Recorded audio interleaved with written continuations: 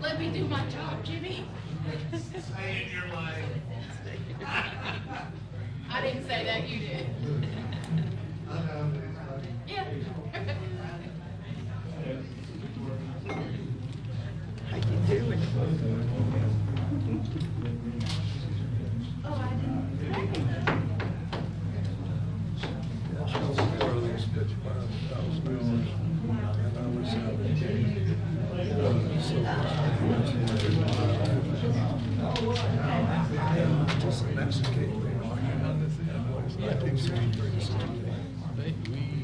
And I just happened to get assigned to it.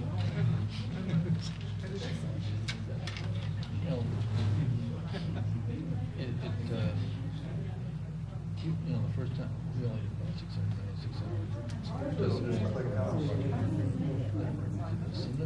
It was for a few minutes. I think if Winston's here, I bet Winston just got something on. Mine would like to probably came through. Well, welcome everyone. Glad you're here. This is the 22nd day of July 2019. First, we have two public hearings. A public hearing on the amended annual budget ordinance for the fiscal year 2019. This is for the previous year's budget. Anyone in the audience wish to address the board at this time? Seeing none, we will proceed to our second public hearing on the zoning text amendment to amend the zoning ordinance by revisiting the uses allowable in the C1 and C2 commercial districts and to add a definition for drinking establishments. Anyone in the audience wish to address that? Seeing none, we will proceed. Is this coming my way? Okay. Thank you. Okay, so we'll adjourn the public hearings and go directly into the regular meeting. First is the roll call. Yes, Mayor Shirley. Here. Mayor Pro Tem King. Here. Alderperson Blanks. Here. Duncan. Here. Dunn. Here. Noah. Here. Mathis. Here. 7. So the chair detects a quorum, so we will proceed. We're very pleased that Reverend Don Dixon is with us this evening. Ask Reverend Dixon if he would to step to the podium and offer our invocation. Ask everyone to please stand and remain standing for the Pledge of Allegiance. Reverend Dixon, please, sir. Let us pray. Grant us, O Lord, to always remember that how we govern is how we relate to one another. Help us to do it with honesty and integrity. Help this body to be led to do that which is for the common good. Hear our prayer, we ask in thy name. Amen. Amen. Join me in the pledge. I pledge allegiance to the flag of the United States of America and to the republic for which it stands, One nation, under God, indivisible, with liberty and justice for all. Thank you, Reverend Dixon. Appreciate you and the work that you do with the chaplains. So, I'm not aware of any commendations or certificates. Mrs. Moody has something that she'll present in just a few minutes under her report, but now we're ready for a special presentation. So, I've been looking forward to this for over a month now. I naively reached out to Jason Austin, who most all of you know, I'm sure, the Public Affairs Director at AEDC. I emailed him and said, did AEDC actually have a role in the moon landing? And he wrote back this really long report. And I said, well, who could maybe come and tell us about that? Because I don't think the typical Tullahoma citizen understands that AEDC had such a significant role in that. And so he suggested that Dr. Hood would be a good one to come and give us just a brief report. And I do think it's important. You know, the moon, I've enjoyed so much the articles in the news. I've enjoyed Mr. Daughtry's report on Channel 6. If you've not seen that on LightTube Channel 6, you really need to see that. That was excellent as well.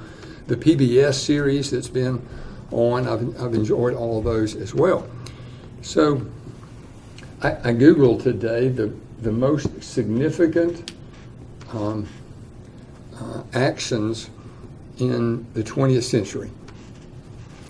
And of course, World War World War, in no particular order, World War I, World War II.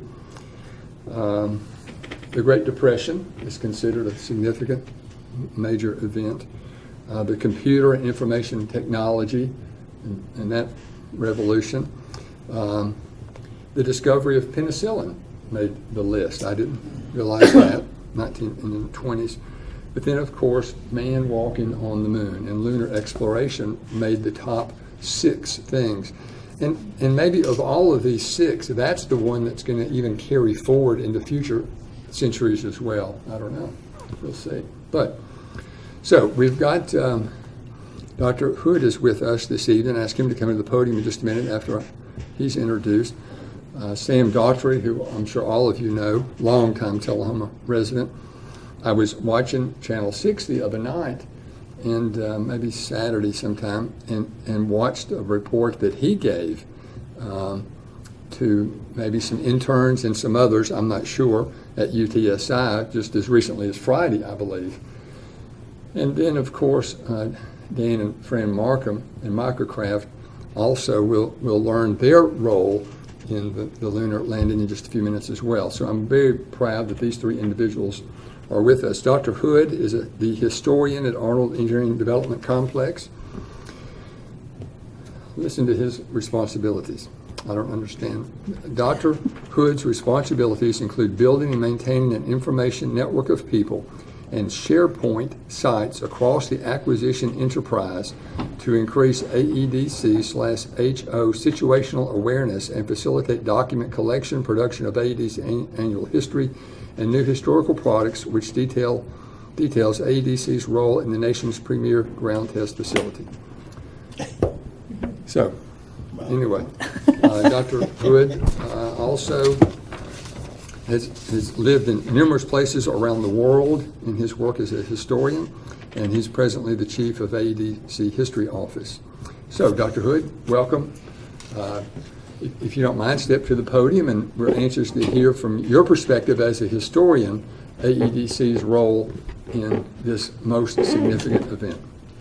The short version about what my duties are is the function of the History Office is we are the institutional memory of AEDC.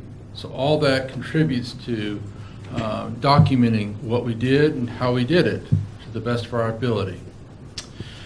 I'd like to begin tonight with an observation.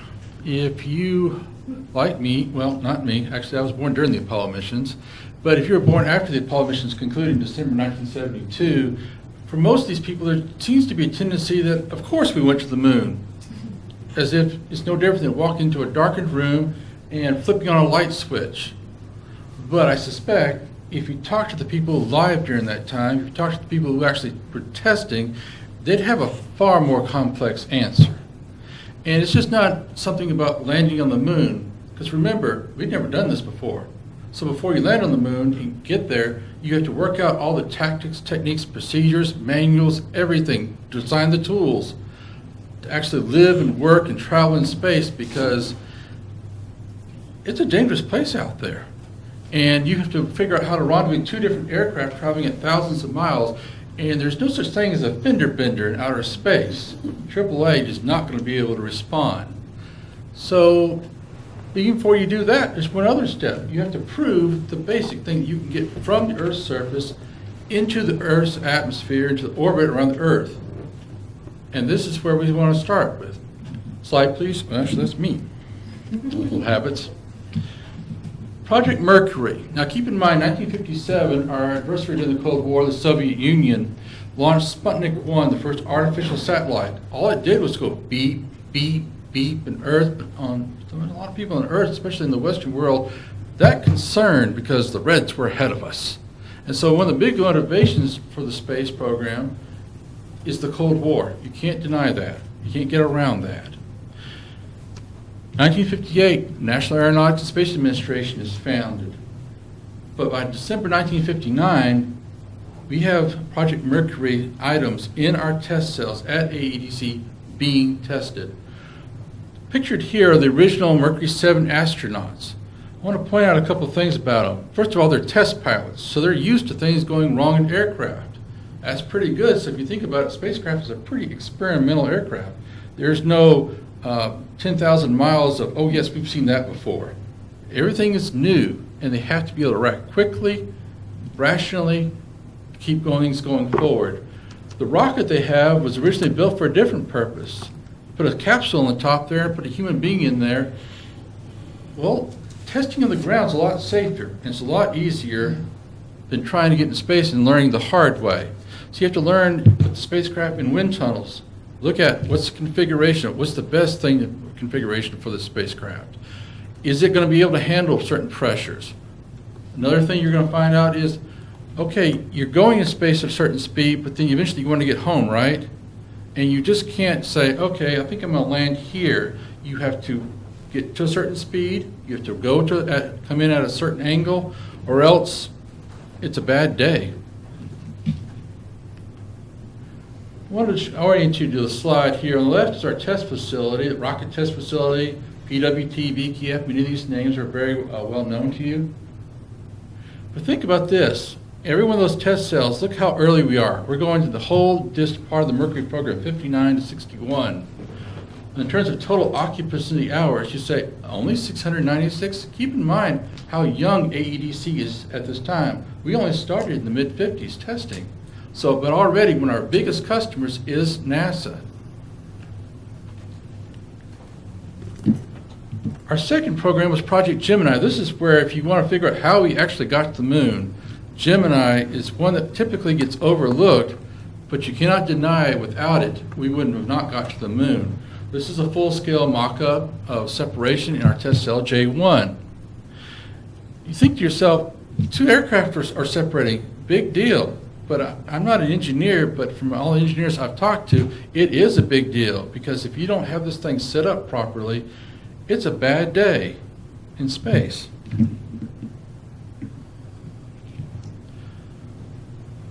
Most of our support really functioned around 2 different things.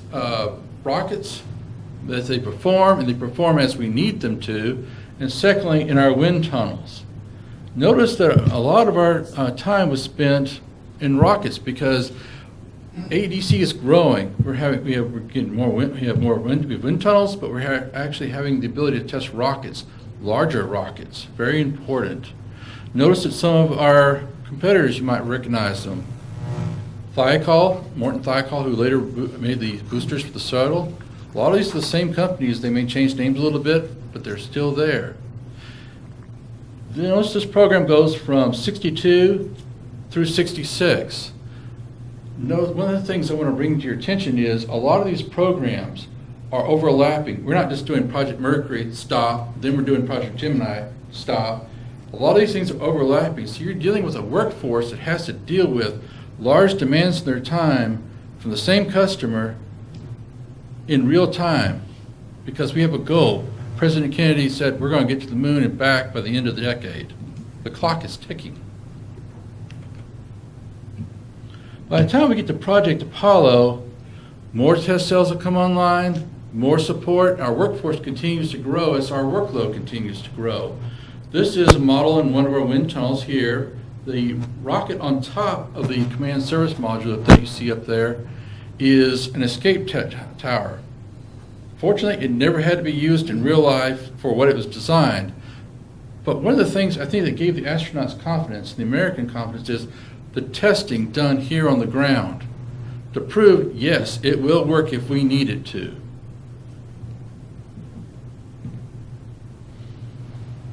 $86,000 hours, total test hours for all the programs. And what I want to point out to you is here, look, that's going the whole spectrum of test cells across AEDC. Notice also, second from the bottom, let's see if I can use the pointer here. 61. The same year President Kennedy issues his challenge to the nation, we're starting the Saturn program. One of the things that we need to keep in mind is this program, yes, we started Apollo, we started our launches in 1968, but bottom line is we're starting way earlier because we don't know what we don't know, but we have to get there to the moon. And one of the things I want to bring to your attention in closing is this. What really got us to the moon? I can give you one historian's opinion, that's just what it is. Yes, was it technology? Was it mechanics? I think it was people.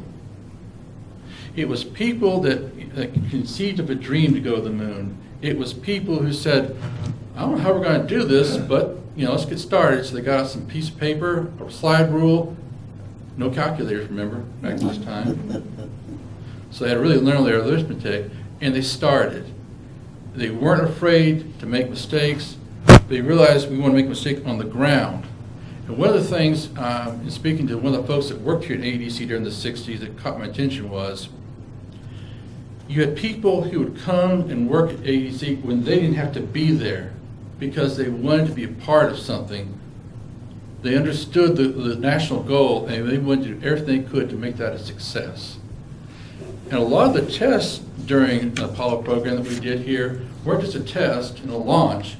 Sometimes they were referred to later on when there was a problem during the mission. They had test data to refer back to and make an informed decision whether or not to keep the mission going, or do we need to call a halt? Thank you for your time. Oh, thank you. Thank you. Any questions of Dr. Hood? Is it true that astronauts one of them did take a slide rule with him into space in case they needed to calculate something? I do not know, sir. Probably did. Yeah. Any questions? Dr. Hood, thank you very much for being here.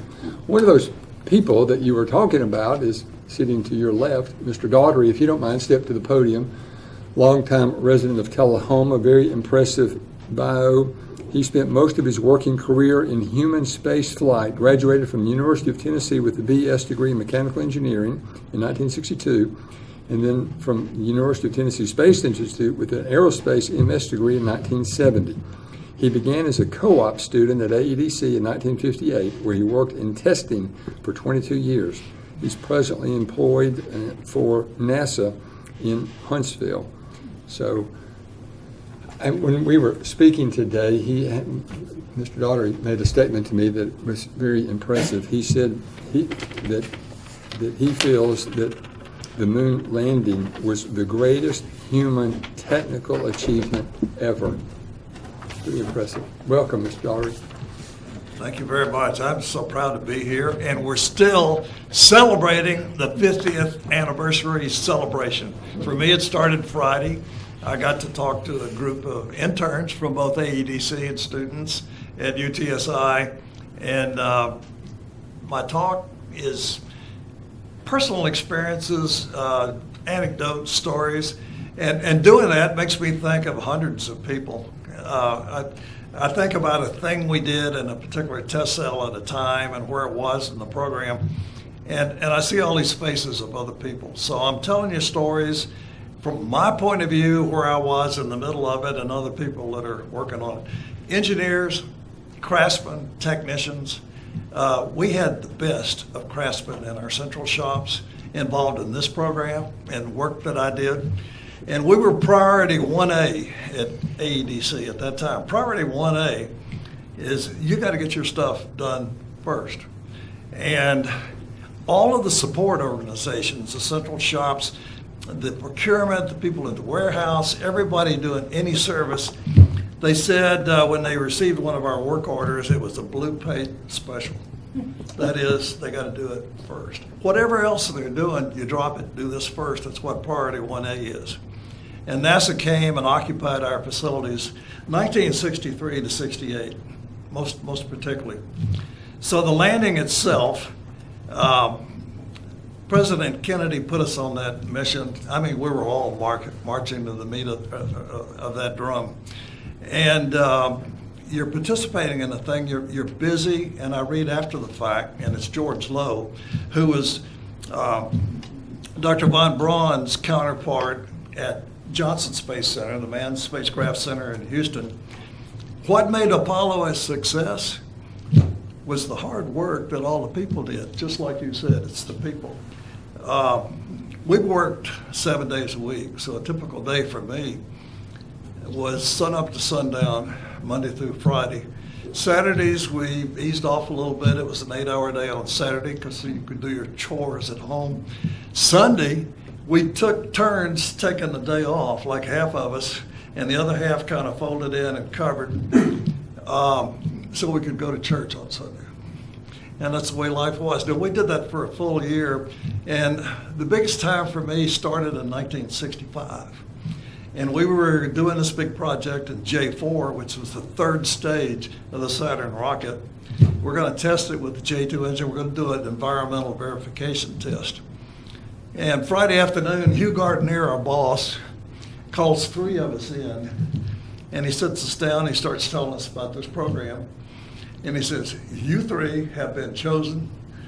We're going to move your desk tomorrow. You report to work Monday morning on this new job. And the next 5 years was just fast and furious. So backing up from where were we on Apollo 11, the day we launched? The whole team of us from J4, our work was finished. We had already done the testing. We'd worked on the problems. We had solutions. They were verified. And we're sitting as a group in a conference room just together, watching it. The landing, when that happened, was around midnight, very, very late in the night, so we were at home with our families watching. And then you'll see as they returned and did the splashdown, in another couple of days on the 24th, again, we were together watching together as a team, just in case. What if something happens? We want to be ready. They might ask us to do something else. That was the kind of environment we were in. So, first came the first all-up uncrewed test, AS-501. It was Apollo 4. Went beautifully. Great mission. This happened, we had been a constraint to that test because in 1966, as we began testing, we found a problem. And the problem was with the translunar injection burn. That is, they get into orbit, park in orbit, they do 2 orbits, and then restart the engine to go to the moon. We got an automatic cutoff. And then they made us a constraint to that first launch. Now, the same automatic cutoff, we found it, we fixed it. That was in our test. This is test before flight. We had the solution, and we applied it when Apollo 8 flew. But there had been a second dress rehearsal flight, the S-502, 6 months after that first one, and we had a 2-engine failure on the S2 stage. We failed the S4B stage. It failed to do translunar injection. Apollo 8, that first time that Borman, Lovell, and Anders were going to fire the engine and head to the moon and leave Earth's gravity, would have been a failure. We got into that one. We were asked to participate in that solution. And it happened to do with the vacuum environment as opposed to all the sea level testing that had happened before that. So we were part of that. Apollo 8 could have been a failure. The backup crew to Apollo 8 were our 3 that flew Apollo 11. So it's Neil Armstrong and Mike Collins and Buzz Aldrin. Their flight went wonderfully well and is the success it is today. So I'm backing up from it's like the destination and then all the things that went into it to make it happen. J3, I was a young guy. I was learning from people that mentored me. And we did the Apollo Service Propulsion System engine test. We did the whole qualification in 6 phases over 5 years. People came here because we had the unique facilities. NASA was here, us as a test team. The engine manufacturer, the vehicle manufacturer were all working together. And Von Braun's way was, and you knew it no matter where you were in the organization, we were the government industry team. Didn't matter what badge you were wearing, we were working together. We also tested in J2A the lunar module decent engine and the acid engine. And this is when Neil Armstrong and Buzz Aldrin got into the lunar module, descended to the lunar surface, and came back again. We rehearsed that over and over again and worked out everything having to do with it. So it stands out as probably the greatest experience of my life.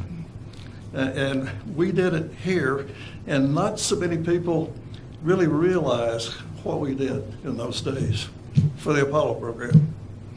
Today, we're doing Project Artemis. Apollo, in Greek mythology, had a twin sister. Her name was Artemis. So we have another directive from President Trump, and that's to be back on the moon by 2024. And then we're going to Mars. And I'm working today at Marshall Space Flight Center in Huntsville. And what I get to do is mentor a lot of young people like we were back in those days. Thank you for your. Oh, yeah, thank you. Thank you. Now, another individual that participated at that time is our own Alderman, Jackie Duncan. Is that true? Yes, sir. So what was your role at AEDC during the? I worked in a data reduction group. Sam visited us quite often with a lot of projects. What they would do out in the test cell, they're actually testing the engine, all the J cell, whatever cells they were running at the time. Those up there on the screen, and whatever they would test out in the test cell, they would bring us. They recorded on analog data tapes. Big old huge tapes out there, recorded a lot of data. Well, they would actually digitize those tapes, put them on just smaller reels, and digitize them and bring them to our data reduction group, which was headed by Charlie Neal. Charlie was on Piggy's Barbecue up here. Sure. Charlie passed just a couple of years ago. George Duncan was also my brother by another mother, and George and they called us twins, but there wasn't nothing nowhere close. And I talked to George today. George just had a heart attack, and he had some stents put in, quite a few stents. But George was our rocket man for that in our data reduction team. And of course, we did all kind of data reduction, but George was primarily head on the rocket approach of it. So we did a lot of rocket, solid and liquid rocket data reduction. And but we had a great data reduction team that we worked with those guys, and it was 4 of us in there. And we had a whole scientific computer group though, all up and down the hall. But it was just it was a great effort, and it made me feel good to be a part of it. And one thing I've always bragged about, that before it was AEDC, it was Camp Forest, and I was born at Camp Forest, and I was born at Camp Forest, worked at AEDC all my life, and retired there. So my life has been in a little circle right around this area. So it's just another feather, I think, another acknowledgement I'll add to that. The fact that we did work on this and did a lot of great work out there, I think, and it was just a great place to work at the time. So. And it's still a good place to work, I'm sure. So, but we did a lot of great stuff, and I remember a lot of nights at the Cracker Barrel. We'd go to the Cracker Barrel at 4 o'clock in the morning, or 3 o'clock in the morning, when they would have an all-night firing. But like Sam said, we worked when you worked when the power was cheap, because everybody would be home in the bed, and of course the TVA, you had to buy power from the TVA to run these big, huge test facilities, and it takes a lot of electricity for that. So we test while you guys were home asleep. It worked out pretty good. So it was just a great experience, and to have been there all that. Well, I'm just remarkably proud of AEDC and the role that AEDC played in one of these top 6 human events of that century. Is just incredible to me. Can I say one other thing? Yes, sir. I launched my poetry career out there probably as a result of that. I was going in for a firing. We had a rocket firing that night, and I was going in for that, and at noon to cover the overlap of the test. They would fire the engine, and then I was going to stay there and help and reduce the data and everything, get that for the engineers like Sam to have to look at later on. Well, I got in about noon that day. I was going in and got out to UTSI, and I'd write a little poem every now and then for somebody who would decide they were going to leave. Well, big Jerry Ray, you remember Jerry Ray? Okay, big, tall guy, chewed tobacco, and he lived here in town. And he was getting ready to leave, and so I got out just about that far. We were trying to get gag gifts for him that day, and it was about noon, and I'm right at the UTSI exit there, and I'm on my way in to work, and I tried a gag gift for him, and the gag gift didn't work. So I got to thinking, and so I started coming up, things were coming up through my mind. And I wrote a little poem on the way out there. It says, and it started out, it says, to the biggest, ugliest thing I know, I'm glad to see your ugly self go. And it just, the poem just took on a life of itself. And by the time I got to the gate, I had it down pretty good. And I had scribbled out, I'm driving, and I never take my eyes off the wheel now, but I'm very careful about that. And I'm driving, and I'm writing. When I got to the base, I couldn't read what it was. I had it transcribed though. So anyway, when I did that and got up there, and we did the luncheon, of course, Charlie Neal, like I said, on Piggy's Barbecue at the time, he catered it every now and then when we'd have somebody leaving. So we had a big Piggy's Barbecue luncheon for him and everything. Everybody got up and did their little bit, and I got up and read my poem. And after that, I had to write a poem every time somebody left. So that launched my poetry career. That's why I retired later on. After working all those hours, I decided, well, I'm going to retire early. So I retired early and to write my book. So anyway, I did write the book, and it worked out pretty good. But that launched my career right there, pretty much. Another significant event. Another significant event. Brings back old memories. So everyone here, of course, knows and appreciates Fran and Dan Markham. They are philanthropists, owners of former owners of Microcraft, and just great citizens of Tullahoma. So Microcraft also has a really neat role. So let me ask Fran or Dan or both to come and share with us an anecdote or two about your role in the lunar landing. Thank you. And by the way, your brother, by another mother, is recovering well at home. He's one of our bridge partners that we I talked to him today. Monday night, and he's doing fine. Yeah. Lane, thank you. Mayor, thank you for allowing us to come forward. I think it was not just one of the 6 greatest events of the last century, but perhaps since the coming of Christ, maybe one of the biggest things that man has ever done, and will be recognized in eons ahead as one of the great steps that we took. As you said, it was a small step for man. It was a great leap for mankind. I'd like to go back and talk a little bit first about the Air Force. I think the role that we just heard about is still underplayed for what the Air Force did. The Air Force was the predecessor to NASA, not NACA. NACA was the legal predecessor, but the Air Force did much of the research prior to even any kind of idea of us going to the moon. To get to 100,000 feet in a balloon was done by the Air Force, and we don't give those early folks the credit that they're some point due, but they played a great role. NASA gets most of the credit for many of the things that the Air Force did. So again, I thank all the pioneers that we had out of AEDC to do that. The most interesting story I first say about Microcraft is about Charlie Folk. Charlie Folk was the founder, but an interesting thing happened, I think it was about 1945, 1946. He was a member of an aviation club, a model club. There were about 15 of them, and they built models, the kinds of models that you would crank with a rubber band and a propeller and put it in a hangar, and they would compete those. And these model airplanes would stay up in the air for 45 minutes, the propeller going around very, very slowly. So they knew about aerodynamics, they knew about models, and they all got a letter one day from then the head of NASA announcing that if they would show up at Langley Field in Hampton, Virginia at a certain date, that NASA would hire them all. And I've never heard of anything since then that was ever done in such a bulk form. And the reason they did that is they said, we can find people who can be machinists, but we'd have a hard time finding people who really understand aerodynamics from a craftsman perspective. And we can make machinists out of aerodynamics easier than we can make aerodynamics out of machinists.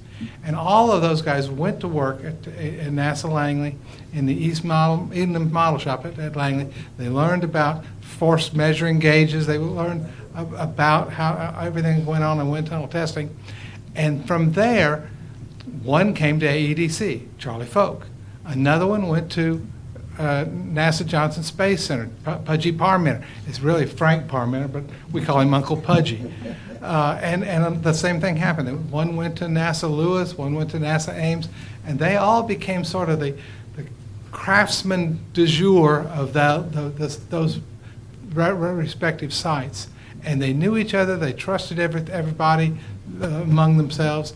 And as a result, one of the things we did in building the Mercury program and the Apollo program that we don't necessarily do today is there was trust in other people. You knew if you were going to put a man on the moon, you had to be honest about what you did. You had to be trustworthy about what you did. And we saw such a great partnership in all those things that went on to get us there.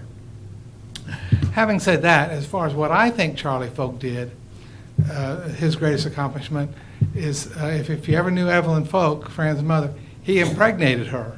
And as a result, Fran was born.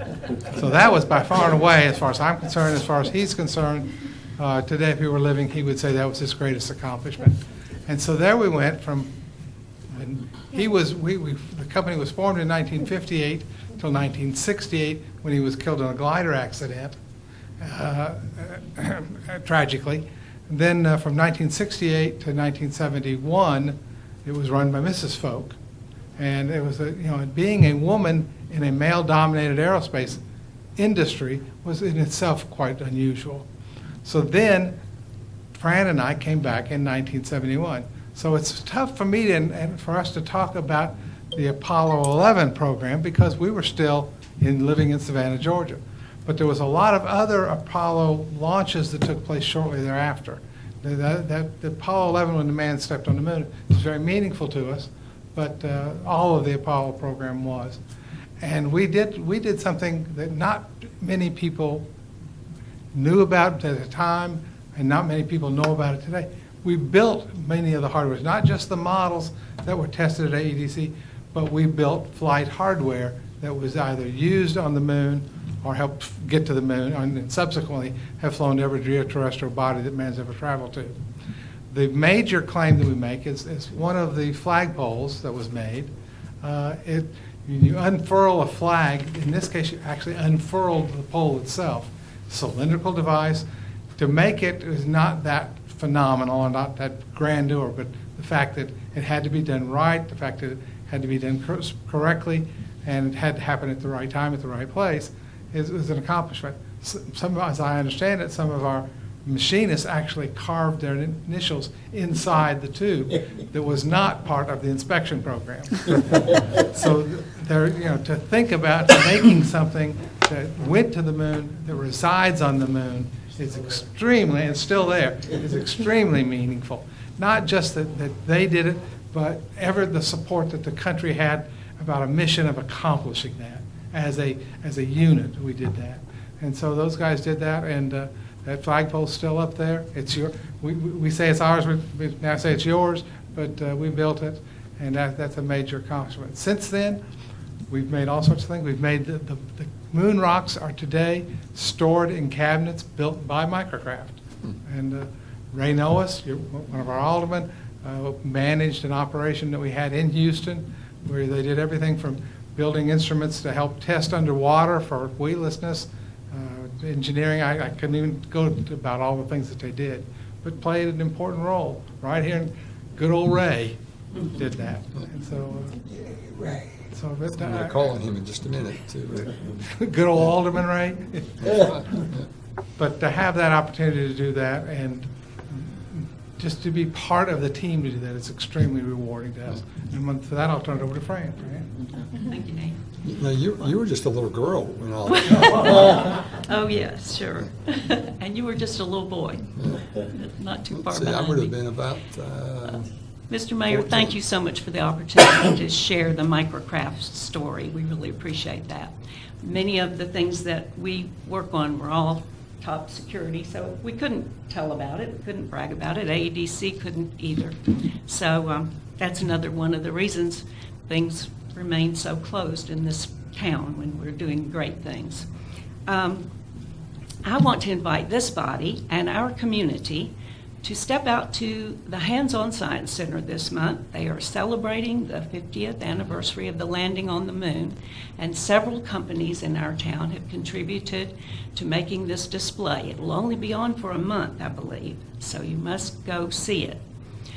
Another thing you must do, or I highly recommend that you do, is take a child with you to experience the Hands-On Science Center. It's a valuable resource in our community, and it puts the spark and enthusiasm and love of science and achieving in our young people's hands and hearts.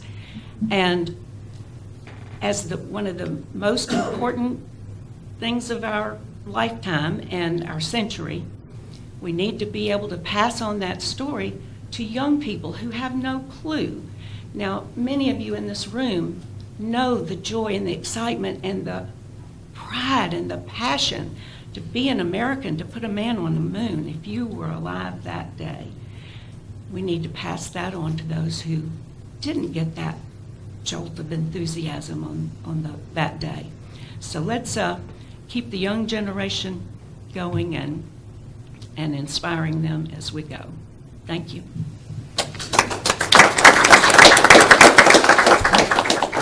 That was a great story. Thank you both. Mr. Norris, I know that you were involved to some extent, and that is, Mr. Markham was just saying, any stories you'd like to share? Well, it's a couple of things, three things, maybe four. Good. Everybody talks about, and this is from my perspective, about putting a man on the moon being the greatest achievement. In my mind, that's not the greatest achievement. I think getting those men off the moon, back rendezvousing with a vehicle around the moon, and getting them back safely on Earth 7 times? 7 times. That's without loss of life. That will, to me, is the most remarkable thing. But my perspective from my career at Microcraft, of course, I went there to Microcraft in 1968, 9 months before the lunar landing, the first lunar landing. By then, everything that was going to be on that flight for the first Apollo landing, the Apollo 11, was already completed. So can't say I touched those things because those were already in the hopper, ready to go in space. But by then, NASA was already using contractors to get the space shuttle ready for launch. Because the space shuttle was the way we had to get the space station in place in orbit around the Earth. So we were already looking at building test articles for the space shuttle. The very first significant assignment that I received at Microcraft, and yes, that was before Dan and Fran came back, was to build a space shuttle, the full stack. When I say the full stack, that includes the orbiter, the 2 externals, the external tank, and the solid rockets. Putting that together in this was about a 2.5-foot test article that wound up being tested at the ADC. And so I became enamored with the space shuttle program from my personal experience more than anything else. And we had the opportunity to be on the shuttle on the Apollo program. We had a significant role in the Apollo Soyuz mission, which was the last S4B launch of the Apollo, which was the rendezvous of the Apollo capsule and the Russian space capsule in 1975. That was quite an interesting program as well. We were on the hook for building the docking module, the docking collar for that. Talk about, you said you worked all day on those programs? Well, our program was, if we couldn't get it done in 24 hours a day, we had to start working nights. It had to get to the Cape on time. The Russians are already up there, so we had to get our stuff there. So getting that on time was very, very critical. And with that, we were invited, the Microcraft employees were invited to view the Apollo launch and see that happen in space. That was in 1970. 1985.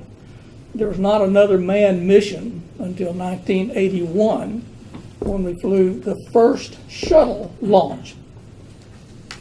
And one of the highlights in my career was to be at Cape Kennedy on a Sunday morning at sunup and see the space shuttle on that 3 miles away on launch pad, gleaming white.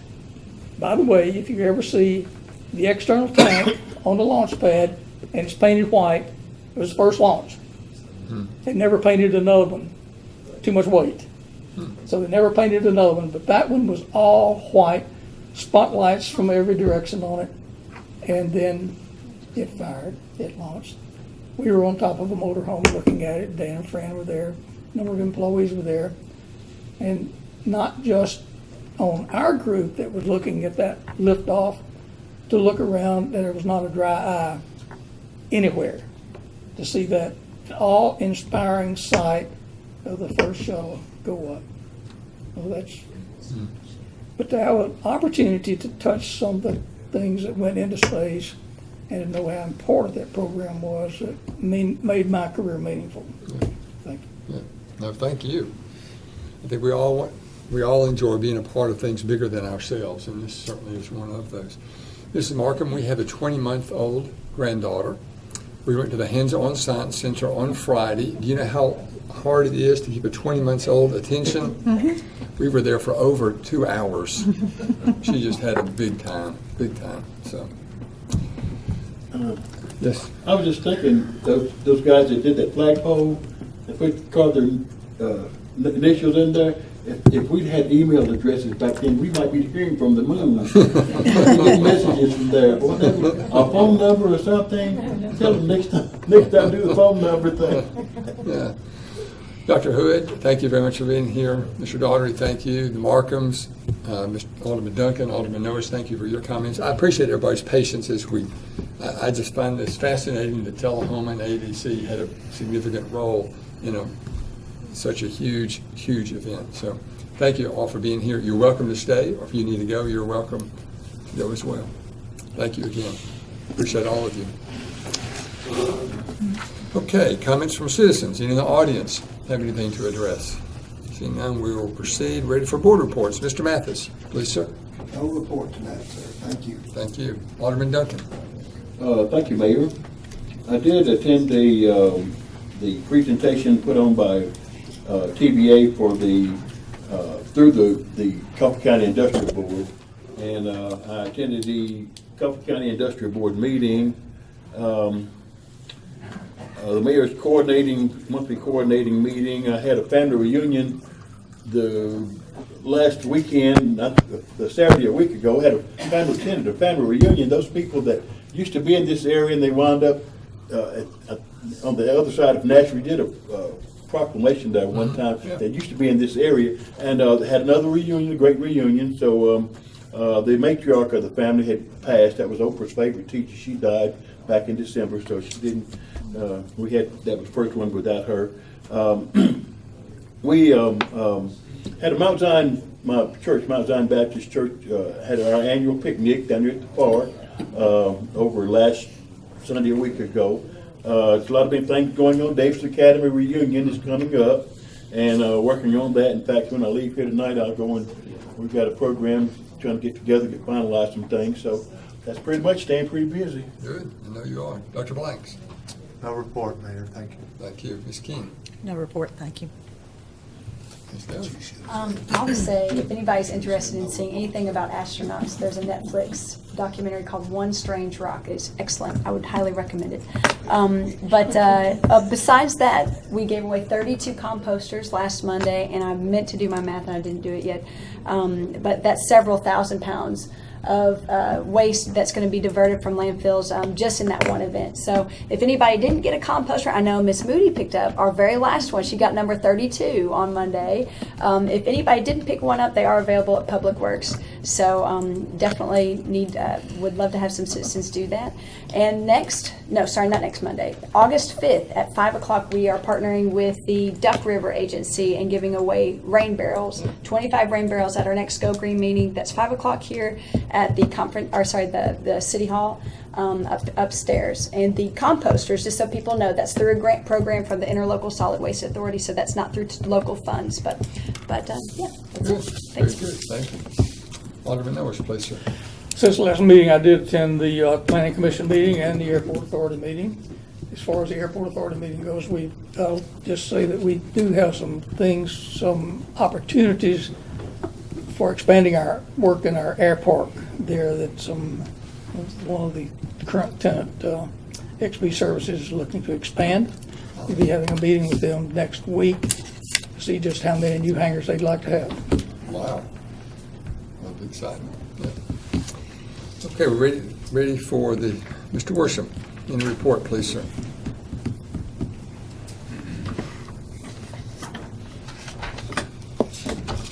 From meeting to meeting, I don't necessarily remember what I told you the time before, so if I'm redundant, just please forgive me. But we are working on a couple of acquisition projects for the city. One of them is a donation by the Harton family to some property right next to the ball fields across from the D.W. Wilson Center on Collins Street. We're working on the deeds right now. We've done the title search. The title's cleared. We should have that in the next few days.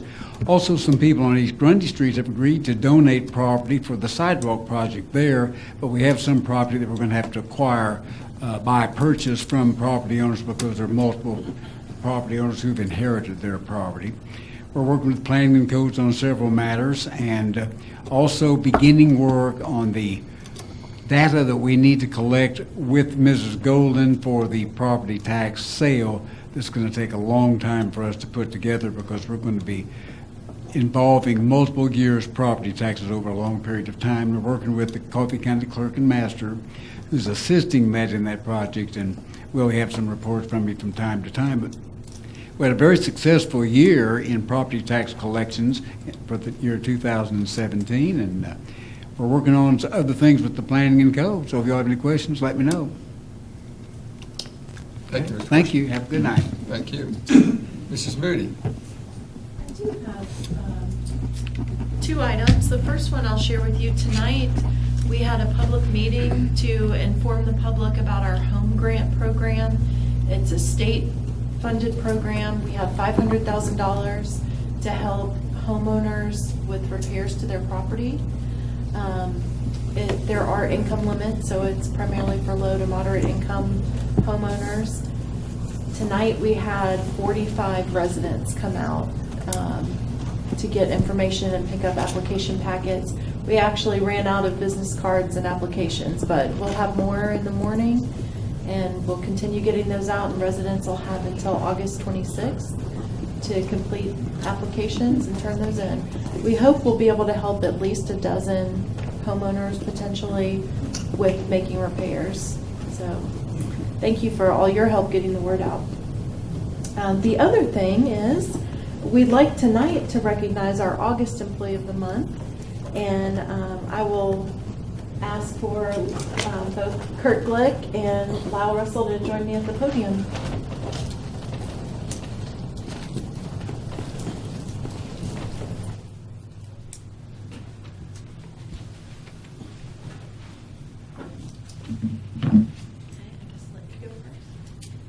First, I was very happy that this month's Employee of the Month was from the Recreation Department. It's Rihanna Merritt, and she was nominated by Lyle Russell, and I'll let him fill you in on the details about her, but I will say it's always a joy to see Rihanna at work. She's very enthusiastic, always has a huge smile on her face, and just makes you happy to see her there. So turn it over to Lyle. Yeah, thank you. Yes, I did nominate Rihanna. She is one of our concession staff employees. She's a shift lead in the kitchen. So she's one of the ones that deals with, aside from just the regular day-to-day operations, also if there's a customer who has an issue or minor things like that, she's the one who handles that, and she does a remarkable job of doing so. And the primary reason why I nominated her is because on several occasions, it wasn't just one instance, but over the course of the time that she's been with us, this is her second summer working with us. anytime that we need anything, if we need a volunteer for something, or if we need someone to fill in on a shift if someone is out sick, you barely get the question out before she says, "Sure, I'll do it." Last year, she was a big help to me with our end of summer kids camp. She was my right hand during that entire time. She's already volunteered for any future ones that we do. And one of the big volunteer things that she did this year, you probably couldn't see her at the time, but she was our representative for the Girl Scouts at the 4th of July celebration. She carried the Tennessee flag when we did the stage presentation. My son Ian carried the American flag. So when I called her and asked her, I believe she was off that day or wasn't working until later. And when I asked her, the first thing I said was, I said, "Hey, does your Girl Scout uniform still fit you?" And she just kind of laughed for a second. She said, "I think so." But she didn't hesitate. When I asked her, she answered the call really quick, and so I was very, very proud to nominate her for this award this evening. So from there, I guess we will present, unless there's more. So Rihanna, you want to come up? Thank you so much. Yeah, you're definitely one of the employees we'd like to keep, but I know it sounds like you have to get back to school, so we'll give this to you. And then also if you have anything you want to say. Well, I've definitely enjoyed my time working for the city. This was my first job as I started last summer, and I've really, really enjoyed it. It's I'm very glad that I chose this to pursue as my first job, and I've learned a lot from it. And I hope that I can use all the skills and knowledge that I've obtained from this job for future jobs, and also within school as I go through college too. Thank you.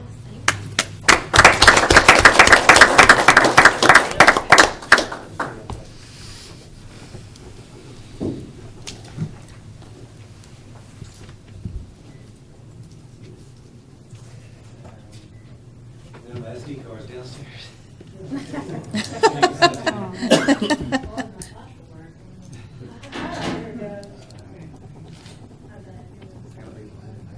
No paparazzi. Let me get my camera.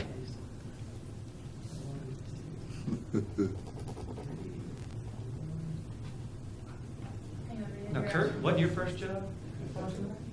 That wasn't my first postman. Okay.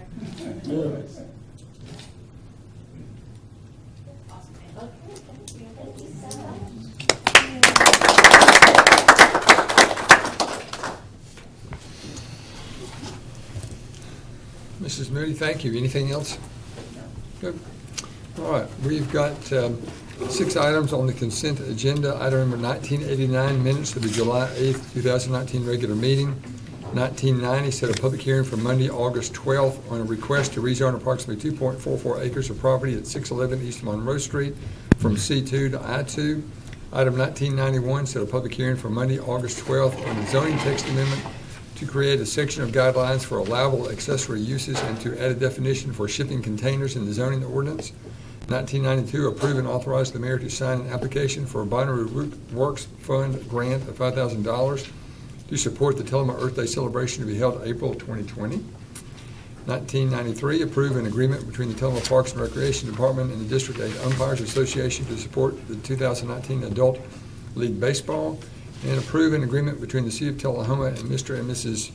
Petrosas of Lot 75 at Macon Manor subdivision.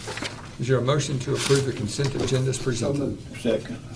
I have a motion by Mr. Mathis, second by Alderman Duncan. All those in favor of the consent agenda as presented, vote green. Opposed, vote red. Motion passes 7-0. We have one item of old business. Ordinance number 1523, an ordinance of the City of Tullahoma, Tennessee, amending the annual budget for the fiscal year ending June 30th, 2019, for passage on the third of 3 readings. So this is the budget that it is what it is. This is last year's budget. This is the 3rd reading. And I suspect that changes have been made in payments and things like that up until perhaps even today. I don't know. But so what we need to do, we need to get a motion on the floor, and then the chair will entertain a motion to amend that will adopt the changes that are in the budget. So if I can get a motion, first of all, to approve ordinance number 1523 on the third of three readings. Motion to approve. Proper motion by Alderman Duncan, seconded by Mr. Noes. All right, now that, so we've got this before us, so now what we're going to do is the chair will entertain a motion to amend that motion to adopt the changes that are starting on page 45. I'll move to amend. Second. Proper motion by Mr. Noes, seconded by Ms. Keene. Any discussion?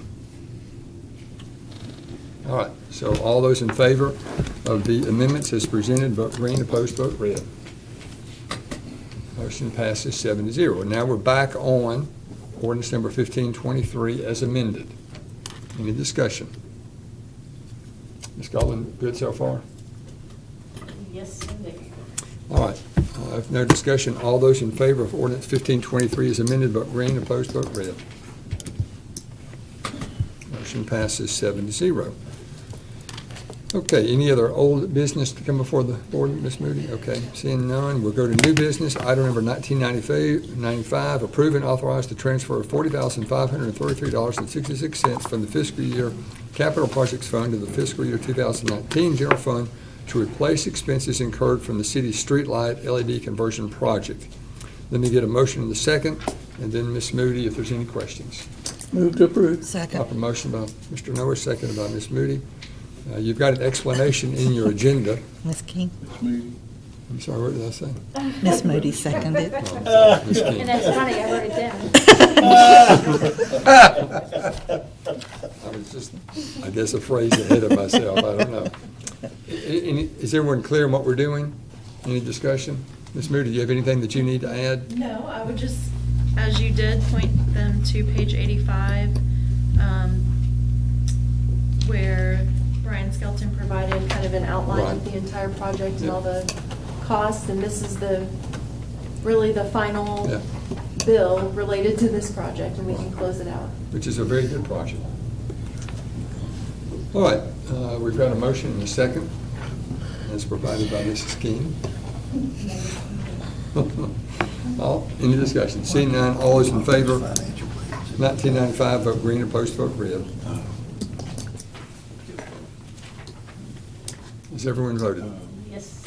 Motion passes 7-0. Ordinance number 1524, an ordinance of the City of Tillman, Tennessee to amend the zoning ordinance, which is ordinance number 1392, by replacing zoning ordinance Article 4, Section 4, Commercial Districts with the new Article 4, Section 4, Commercial Districts, and adding the definition for drinking establishments in zoning ordinance Article 2, definitions for passage on the first of two readings. So we earlier held a public hearing. No one from the audience addressed the situation. Let me get a motion in a second, then I'll call on Mrs. Moody or her designee for a description. Motion to approve. I have a motion by Dr. Blank, seconded by Alderman Duncan. Yes, so this item does two things. First, creating a definition for drinking establishments. It's something that was not defined already in the zoning ordinance, but yet there were references made to bars and pubs and things like that. So this consolidates that language and creates a definition for it. The other thing that this does is we've taken a look at the commercial districts, and over time, as different issues have evolved, there are certain uses that have more demands, higher parking requirements, maybe less desirable uses. And what we've done is tried to have compatible uses allowed by right. Some uses not allowed have been removed altogether, and then others are here as proposed uses upon review. Those uses upon review allow us to put some conditions that would make them allowable, and the Planning Commission would make those determinations. If you have any specific questions, Lee Lawson is here with us to answer those. That's sort of the broad picture. So the Planning Commission, this has gone through the Planning Commission, all the appropriate steps. Yes. Okay, we have a motion and a second. Any discussion? You've heard an explanation. I'm reading the definition of drinking establishment versus restaurant. If the sales are less than 50% for food, or more than 50% for alcohol, then it's a drinking establishment. And vice versa. If it's more than 50% for food, then it's a restaurant. When do you make that decision? At what point do we decide, or do you decide, is it a restaurant or is it a drinking establishment? When does that occur? Well, that would. Let me ask you to step to the podium, Mr. Wilson, please.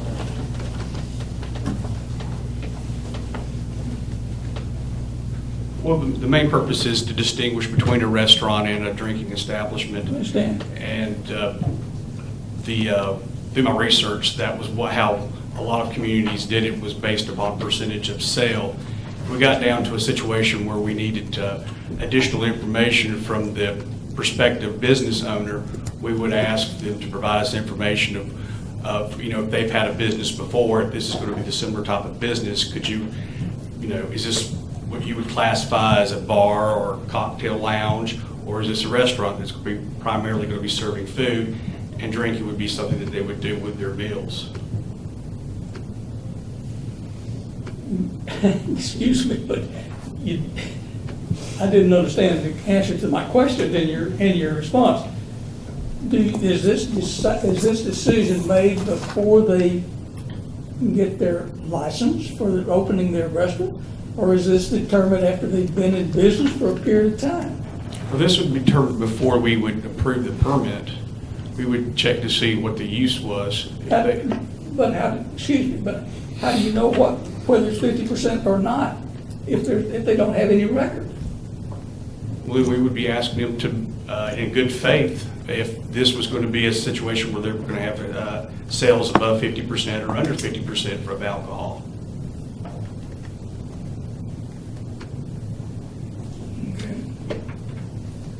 That's the only way I would know to do it. Are there some zoning districts where restaurants are allowed, but drinking establishments are not? No, currently they would be both allowed in the commercial districts. I don't believe we would allow one in the C3 district, though. Drinking establishment, restaurants. So maybe the practical use may be just to clarify that both are allowed, if there aren't situations where one is and one isn't. I think I see what Alderman Lewis is saying. There's no scientific way to draw that line there. But now I can tell the difference if there's an Applebee's or if there's just a bar set up somewhere pretty much. And I know there's more of a drinking going on there, or a restaurant that has, primarily known for their food, and they have a bar, on the side. But I think there are a lot of places that open up that are pretty much, you can tell if they're a bar pretty much start with. It's going to be a bar or an eating establishment. They're known for their food. You check these beforehand to see what kind of facilities they're actually going to have at that particular location.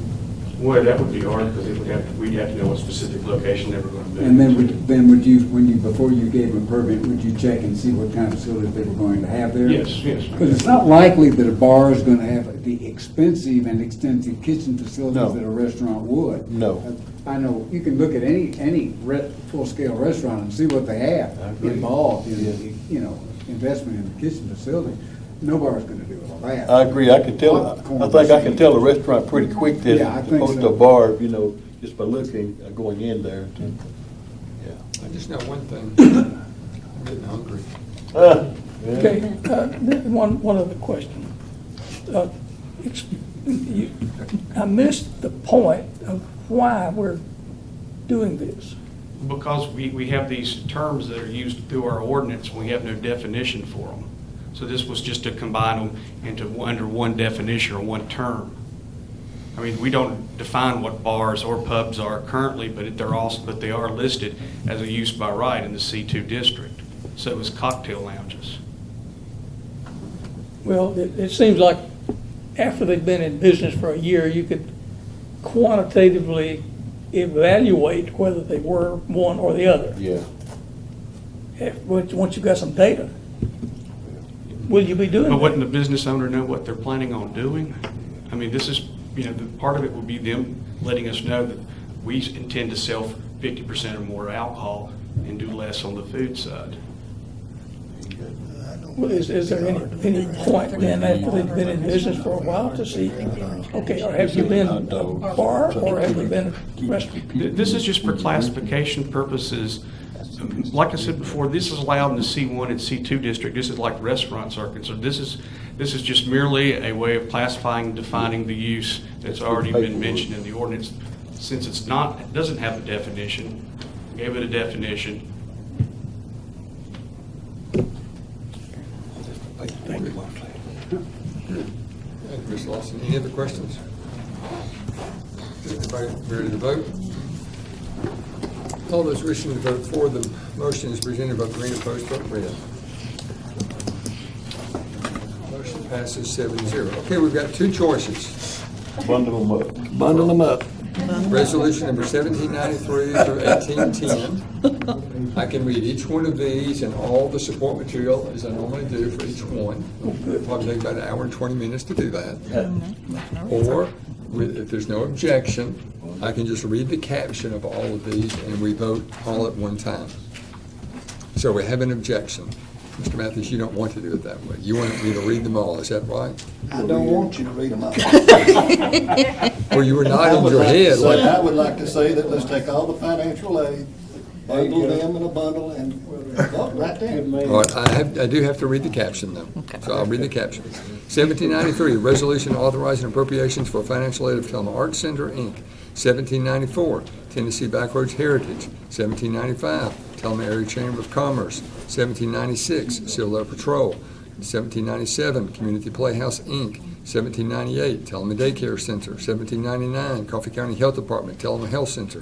1800, Historic Preservation Society. 1801, Hands-On Science Center.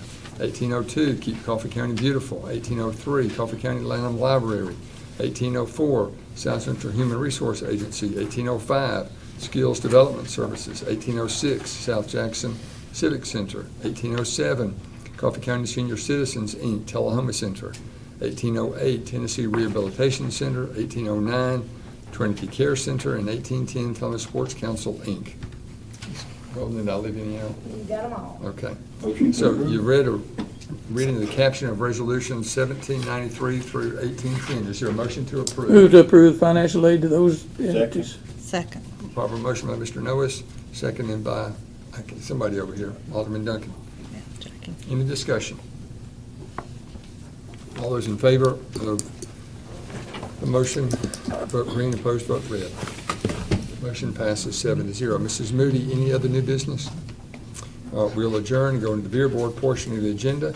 We have one item of business, 19 BB27, beer application, special event permit for the Thelma Aircraft Owners and Pilots Association, LP Fly-In.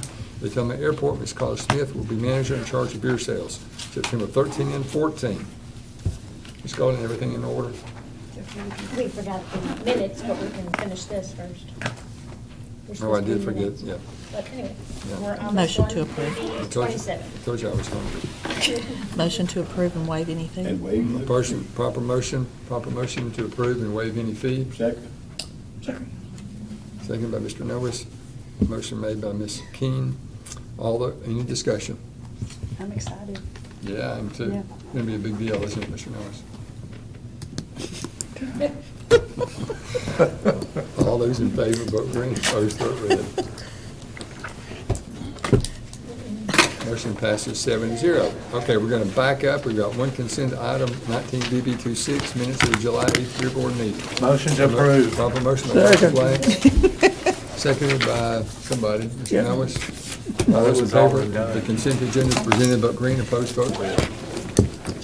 I'd always have these kids at the end of class, like 40 seconds before the bell, and they start putting their stuff in their backpacks. Oh, no, just kind of brought me back. No Did you other have that? You gotta be Did you young. have that You gotta- 40 seconds No before the other, bell? no other business, we always done. All those in favor. What's your point?